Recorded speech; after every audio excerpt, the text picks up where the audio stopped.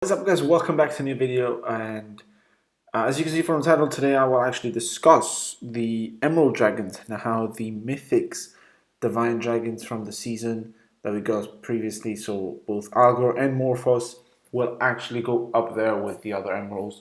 And from now on, it's true we actually only got Legendaries, so I can't really compare some Mythics with Legendaries, but if you actually look at their stats, they actually are pretty comparable, I have to say. I was pretty surprised on the result, and you also have to keep in mind that these stats I'm going to show you, they're not going to include research and runes, so do not get too excited. They are just plain, literally plain stats, just literally out of the box without anything at all, anything unlocked. So it's just with nothing. That's the exciting part. The really exciting part, well, at least for me, is that the outcome, so the winner between Morphos and Algor, is actually pretty insane. Enjoy. As Algor will be running some bases on the background, I will be talking about the first graph, which is power. Now, power, as you can see, I've put all the Emerald Dragons, and for some weird reason, Morphos is right there at the top with 45 million, and all the others are sort of at 41 million. So apparently Morphos has around 4 million extra with respect to all the other Emerald Dragons in their tier, including Argo, which is a seasonal dragon, which is kind of weird, to be quite honest with you, as power doesn't really make the difference. It really doesn't. To be honest, I don't even know what the algorithm behind power is. If you guys know, please do comment me like what it does and the algorithm behind it in the comments down below. But apart from that, I really have no idea what the difference is, because to be quite honest with you, at the end of the day, the power is altered only by runes, and it's pretty weird. But the real big difference is with the next chart that I want to show you. So let's get to that right now.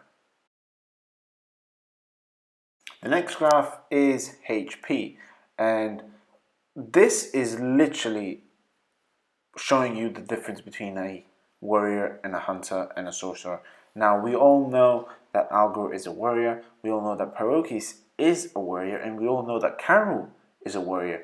Now, Dechi, Ferga, and Kerberos and Slacks are all either hunters or sorcerers, and you can definitely see that. You can see that Ferga is a hunter, you can see that Dechi is a hunter, and you can see that Kerberos and Slacks are both sorcerers. Now, Morphos, for being a hunter, he's right up there.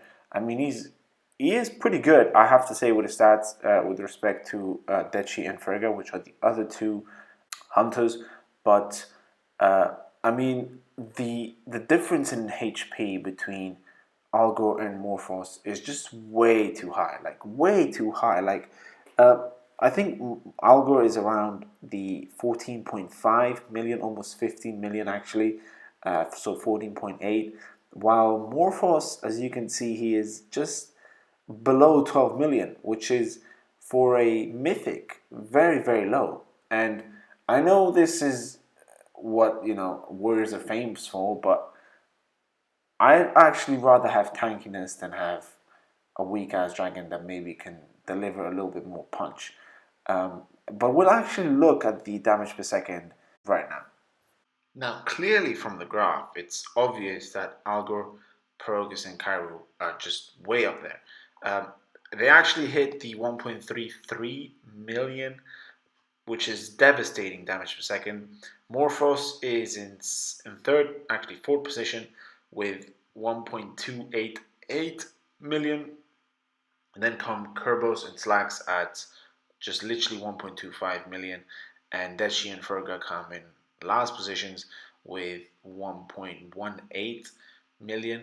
Now, these are not terrible stats, because I mean, this is still pretty high up. But for being a hunter, Morphos is definitely way above Dechi and Ferga. These are the other two hunters.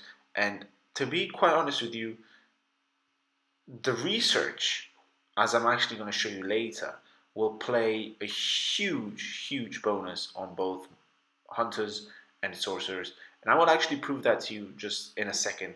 But let's just talk about the Warriors. I mean, the Warriors here, their stats is huge. It's insane. I mean, I knew that Pyrokus and Karul had the best stats, playing stats, that is, out of all the Emeralds, just simply because they're just Warriors. They actually have some of the best and unique spells as well.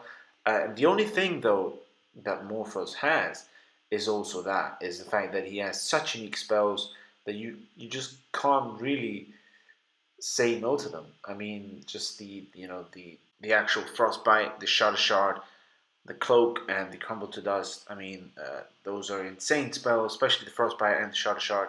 Those are incredible. Also, the frostbite being a passive spell that is very ridiculous and very hard for you to actually neglect. But it's just the stats though talked for themselves. That's all I'm gonna say. But now just to show you finally, I will actually show you what I'm talking about in the research tab, so that you can have a better understanding of what the outcome will be on the dragons in general. Now that we looked at all those stats, and Morphos does look a little bit on the lower hand side, and you might actually think that he's so not worth it. But let's actually look at the research, because the research actually helps a lot, and I mean a lot, both sorcerers and hunters. It doesn't really help warriors that much, and we can actually go look at the full research. And I'm pretty embarrassed to show you this right now because my research is literally fucked. It's so bad. For being a high level player, my research is terrible. And we're gonna see this, the 5% Dragon XP, HP. Sorry, we can get rid of that. Here, there's 5% Warrior Dragon HP, so that's pretty good. But here we're gonna see right away the plus 400 Dragon damage. So that's already a bonus towards dragons. So that goes, I'd say that goes with the warrior armor, so to say. This is a dragon XP, so that's not really important. Let's look at this. That's archer resist, so that's nothing. That's 5% dragon HP. We saw that. But is there anything else for the dragons at hand right here? So that's research. That's rage. As you can see here, there's a sorcerer, dragon damage increase. So that's pretty insane. Here is some.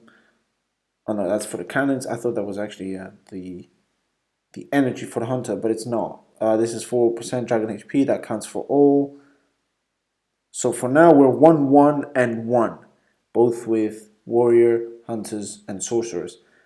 Now, is there a thing that will change that score? Okay, here it is. Offensive tactics. This is hunter damage and sorcerer damage. So that's already 2-1 for sorcerers and hunters, and 1 for the warriors. So that's pretty to be honest, one-sided. Now let's look at that. 20% fireball damage. That's the reverse. What's this? Advanced hunter training. +1 maximum hunter energy. So that's pretty towards the hunter as well. This is warrior HP once again, but there isn't really much warrior damage. There's just HP. So let's keep on looking. That's dragon rage. This is the +2 maximum hunter energy. So that's pretty insane as well. Always towards the hunter or the sorcerer every single time. Now that's vampiric spell duration. That's 4% hunter damage, and that's +4% sorcerer damage. And that is it. Like, there's nothing for warriors whatsoever in this green tier region. We're going to look at the gold tier region. There's sorcerer. There's dragon HP. There's sorcerer again. Nothing for the warriors. So as you can see, the actual research favors a lot both hunters and sorcerers. It doesn't favor a lot the warriors. Like, it favors them in health. That's why there's such a huge difference. But there is a huge difference already without any research and without any runes. We saw that already in the charts of HP that I showed you before.